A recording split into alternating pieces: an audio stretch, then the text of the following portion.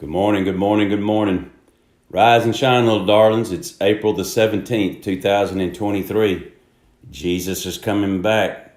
So let's be ready. Put those feet on the floor.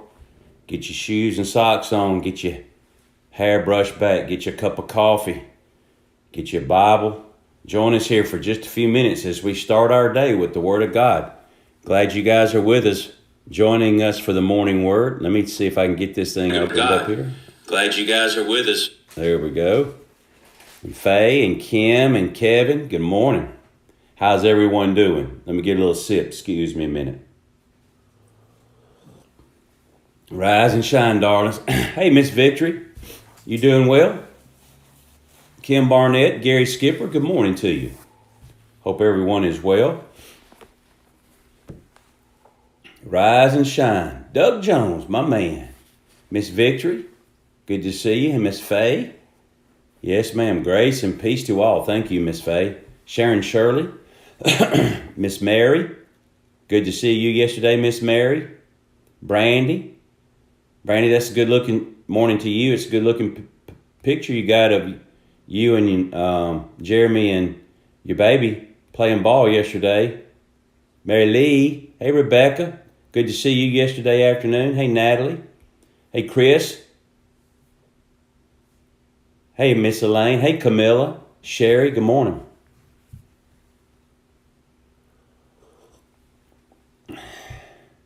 Good deal. Hey, Paul. Sharon, good morning. Big Al.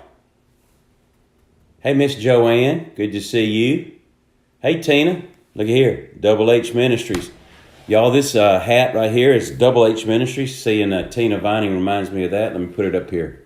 It's H and H right here, made out of horseshoes. It's called Double H Ministries, Heading and Healing. It is started. It's a mission support group started by James Vining. Goes to church for us. He and Tina. Tina's on here. Support international and local ministries through their nonprofit organization. You can give to them, and they will direct it towards the different ministries. Contact James and Tina Vining, and I think you can see Tina's page on Facebook and catch up more with what they've got going on and how you can be a part of what they're doing. Good people. Brought me this hat when he came to eat with us the other day. Hey, Josh. Hey, Jim. Hey, Daryl. Y'all, we're going to fool around and get Daryl elevated from the mayor of Smith Acres. He's going to be vice president of international affairs right here in Tuscaloosa, Alabama. I think that's where he's gunning for. Hey, Jordan. Hey, Gail. Hey, Jana.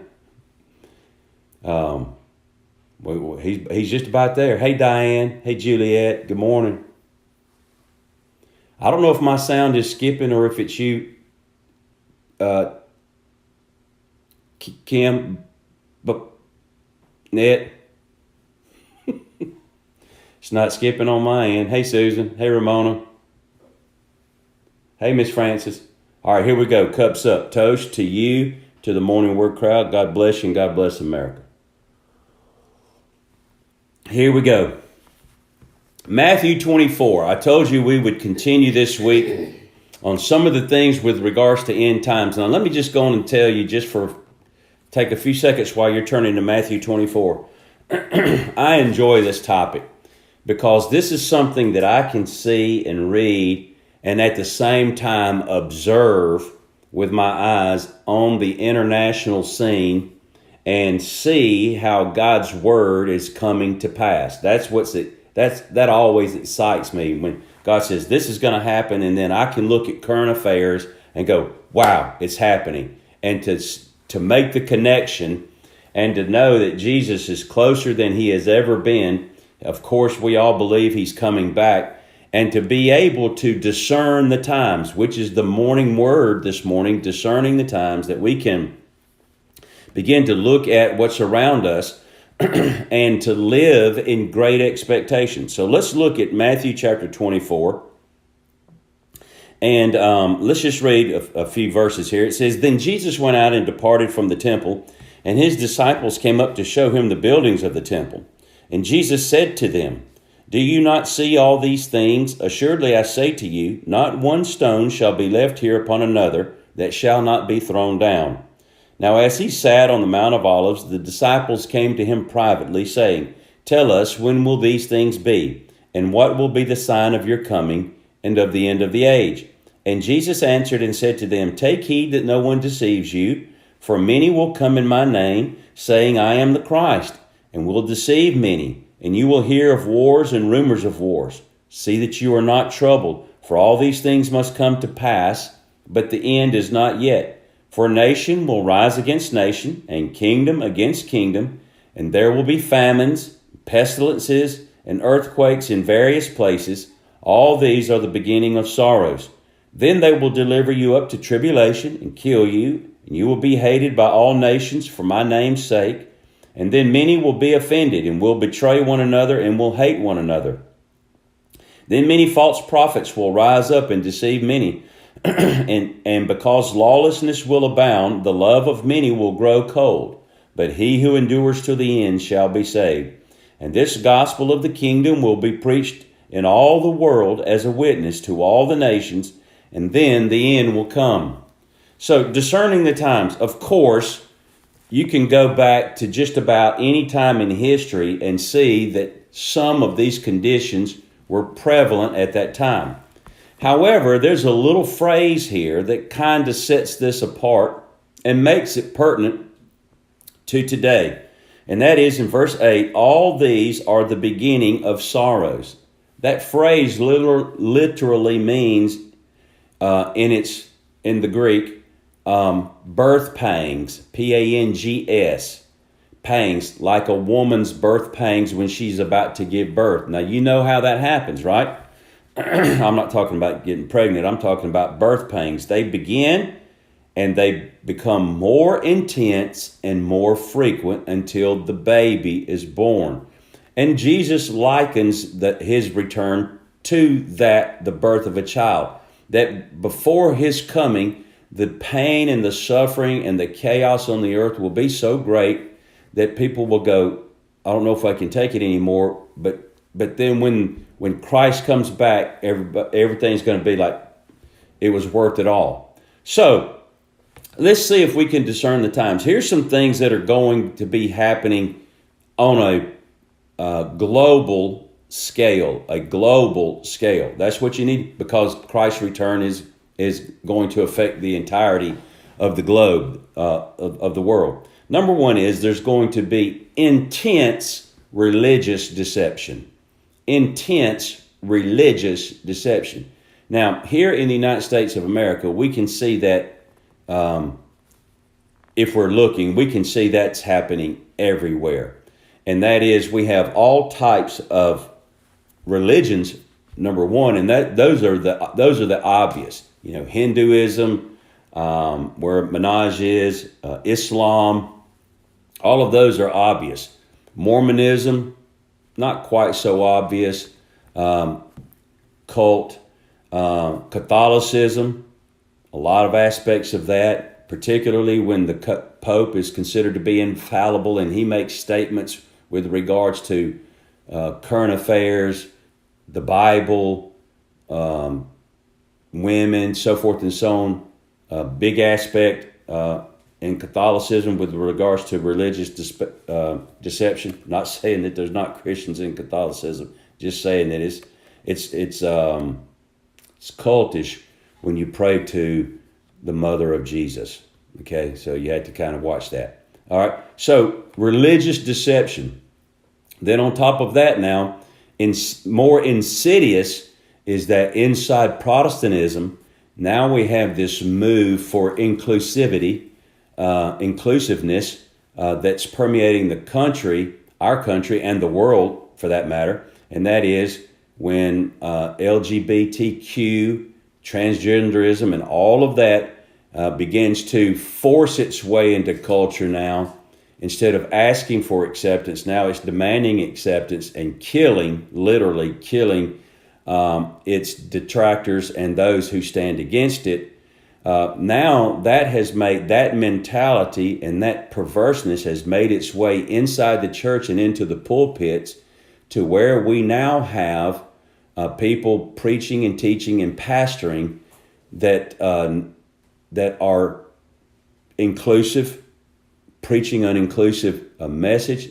Not that we should ever, as Christians, not love our fellow man regardless of their race or their gender, but we do not accept sin simply because people that are living in it demand it. It's just that simple. You can't demand someone to accept your sinful lifestyle in the name of love. Okay? Love you enough to tell you the truth. That's the deal. So we find intense religious deception. We have global distresses. Look at what he said. He says, take heed that no one deceives you. That's in verse 4 or 5. Many will come in my name saying I am the Christ and will deceive many. Okay, verse 6, and you will hear of wars and rumors of wars. See that you are not troubled. Okay, so now we have global distress. We have all types of, we have a major war right now, and you guys know that, Russia and Ukraine. And supporting Russia is Iran, and supporting Ukraine is Europe, and even more so directly the United States as proxies to Ukraine, China and Iran as proxies to Russia, and all of them are aligning themselves for this war. Now, what we're seeing is the United States now, because of her wokeness and her weakness and her turning her back on God, now we are sliding from the front of the world stage. There is a vacuum here. So what happens? Inside, there's a rush for power to fill in the void of the vacuum. And now Iran, Russia, China are making their move and are in collaboration and have signed agreements with regards to trade, oil, military support, so forth and so on. And now the nations of the Middle East sense that there's blood in the water, that Biden and our leadership and our nation is not reliable. And when people sense on a global scale that their former ally is not reliable, they begin to look for other allies. And hence we're going to see these wars and rumors of wars spring up. And we're going to talk about, man, it's a big one. China's going to make a move on Taiwan while Biden's in office. Y'all know what I'm talking about. And they're going to make a move on Taiwan. Everybody, we got North Korea firing intercontinental ballistic missiles over Japan. South Korea is saying that North Korea, Kim Jong-un, he's trying to make himself relevant on a global scale. And he's just a midget in a regular sized circus, but he's got some powerful weapons and he is clanging them and shaking them so as to get attention for himself. We're going to have natural disasters. There'll be, verse 7 says, for not only will nation rise against nation, but there will be famines and pestilences, and earthquakes in various places. You've seen the earthquake in Turkey, the earthquake in Syria. It had a 7.0 in Indonesia the other day. It just came out last week that scientists have discovered a tremendous, huge, monumental fault line off the coast of Northern California and Oregon and Washington. And so much so, and they say that it's releasing pressure, they are now predicting a catastrophic earthquake in the Northwest off the coast. Well, you know what that means, right? Besides other things, a tsunami. So you're talking about if something like that occurs, or when something like that occurs, you're talking about a global catastrophe and hundreds of thousands of people dying. And you said, Pastor Randy, I don't want to hear all that this morning. It's Monday morning. I don't want to feel good. Well, let me tell you what the good thing is. The good thing is Jesus said, don't let your heart be afraid. If I tell you these things before they happen, then you need to know that I know they're going to happen and I've made a way for you. Okay, I've made a way for you. We'll get to that way in just a minute. And the third thing is that all of this has to happen before I come back. So you can't live in la-la land eating drinking tea and eating crumpets before Jesus comes back. It's got to wind down. And we're going to talk about this. We're going to spend some time a little bit doing some teaching, a little bit about what is the purpose of the tribulation. Does anybody, you've always heard of it, but ask yourself this question. Why will there be a tribulation? That's an important question. It's not just, well, that's a good idea. I think we ought to have a tribulation. No, there's a purpose for it. God has a design purpose for it. It's in His Word. So we need to ask ourselves those questions. And we need to be discerning of the time. We need to go down and know that Christians in general and the Jews in particular are going to be hated by all nations. They're going to be hated by all nations. You can see that right now. Every nation around Israel, and I'm not just talking about contiguous to their boundaries. I'm not just talking about the ones right around them. Every nation on this planet is turning its back on Israel. There is a war, a civil war going on now in the Sudan, which if the people that started the civil war accomplish their coup and take over, you know who's backing them? Iran in the Sudan. Now go look at the nations that align themselves in a war, a literal war, and come against Israel, and you're going to see the nation of Sudan. The table is being set. So it's imperative that we not only be able to discern the times, but with the discerning of times, we're going to move through this and understand. We're going to begin to see, because these scriptures tell us, well, Pastor Ernie, what am I supposed to do? Well, it's very plain here what we're supposed to do. And this is all from a spiritual sense. He doesn't tell them to go get chickens and eggs and gold and silver. He doesn't tell them to do that.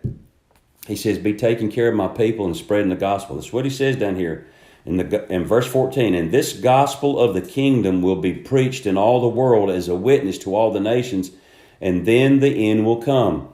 So we cannot be, you can't be discouraged by global events and become worried about how you will survive. You and I need to become motivated by world events so that we can see that the nearness of Christ's return is on us, like the coming up of the sun behind my shoulder right here. And we need to be kingdom-minded, heavenly kingdom, thy kingdom come, the coming kingdom-minded. We need to have our mind set on being about our Father's business, okay? Not trying to secure my kingdom, but making sure that we are telling as many people as possible that these events are telling you that there is going to be a major climactic event, and that is the return of Christ. And everybody that dies between now and through the tribulation and up until the return of Christ, all those people that die without Christ, they have no hope. They have no eternal future. And so you need to know, everybody needs to know this. This world is coming to an end, and Jesus is going to end it, and He's coming back. And so if Jesus is going to end this present world and change the entirety of the creation and renew it, and He is going to save those who put their faith in Him, and those who do not put their faith in Him but reject His grace and mercy are going to condemn themselves to an eternal death. It would behoove us to be discerning of the times and not become dejected because things are growing darker, but become more motivated because our redemption draweth nigh. I hope you guys have a great day. I'm excited about this study. We may take a long time going through this line by line, just doing a little teaching, not so much a devotion, but a little bit of a teaching on the end times, because I love this stuff. And hope you guys have a great day. We'll see you tomorrow.